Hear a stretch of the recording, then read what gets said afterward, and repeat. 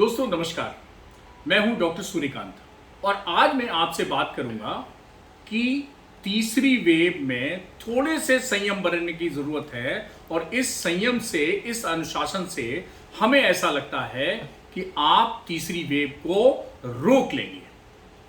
तो क्या आपको करना है? पहले तो मैं बता दूं कि 7 अक्टूबर से प्रारंभ हो रही हैं नवदुर्गा। देवी जी के 9 रूप हैं।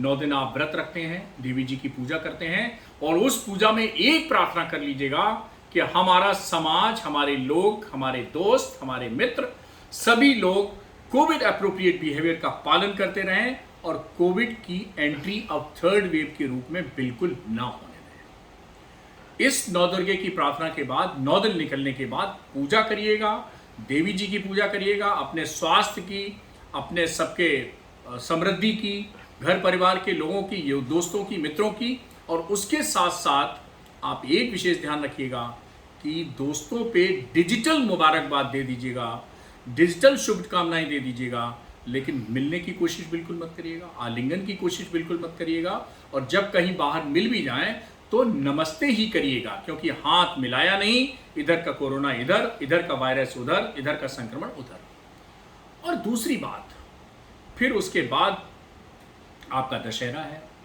और दशहरे में क्या कहा गया है कि सत्य की विजय होती है।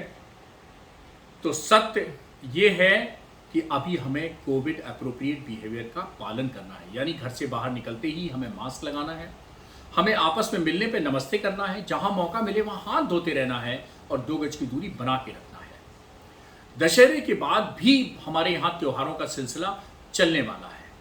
तो 7 अक्टूबर से लेके और 10 नवंबर के बीच में बहुत सारे त्योहार हैं।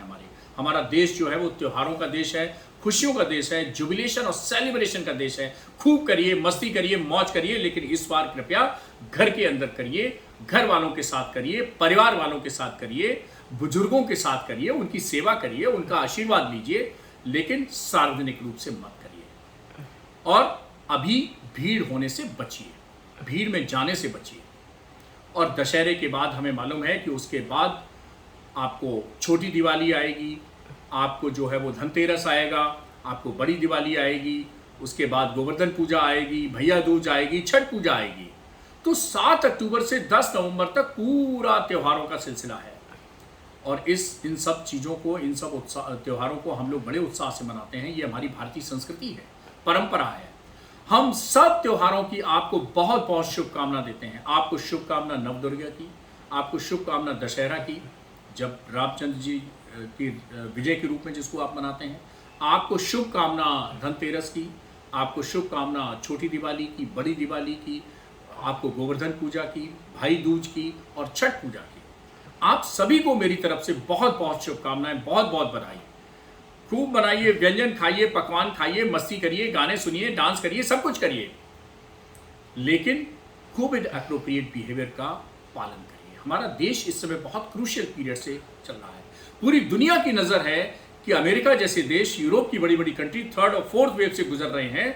भारत में ऐसा क्या है? जी हाँ, भारत में कुछ तो है और वो सिद्ध करिए कि आप, और वो आप ही सिद्ध कर सकते हैं कि भारत में कुछ तो है। और ये समय आ गया है और मैं जैसा कहता हूं, नवंबर पार तो नैया पार। जी हाँ, अगर आपके अनुशासन ने, संयम ने, कोविड अप्रोप्रिएट बिहेवियर के रूल ने अगर नवंबर का महीना पार कर लिया तो दुनिया की कोई शक्ति आपको कोविड का 3rd वेव नहीं ला सकती है। आप जीत लेंगे।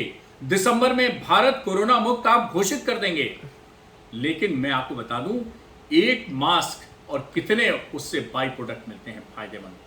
मास्क से बचता है कोरोना, मास्क से फैलने से बचती है टीबी जैसी गंभीर बीमारियां, मास्क से बचाव होता है निमोनिया और इन्फ्लुएंजा जैसे संक्रमणों का, मास्क से बचाव होता है वायु प्रदूषण से। तो मास्क एक ऐसा हथियार मिल गया है हमें, 100% 24 कैरेट गारंटी वाला हमें मिल गया है एक मास्क। उसको लगाते रहिए, अभी भी लगाते रहिए, आगे भी लगाते रहिए और इन सब तीनों चीज़ों से विजय प्राप्त करते रहिए। तो एक बार सभी त्योहारों पर, नवदुर्गा से लेके और छठ पूजा तक, 7 अक्टूबर से लेके 10 नवंबर तक के जितने भी त्योहार हैं, दशहरा, नवदुर्गा, दिवाली, भैया दूज, छठी पूजा, सबके लिए बहुत बहुत शुभकामनाएं। और हाँ, आप हम सब मिलके ठान लें कि कोविड की तीसरी वेव नहीं आएगी, तो नहीं आएगी, ये मेरा पक्का वादा है। लेकिन जो मैंने कहा है उस वचन को आपको निभाना है। नमस्कार।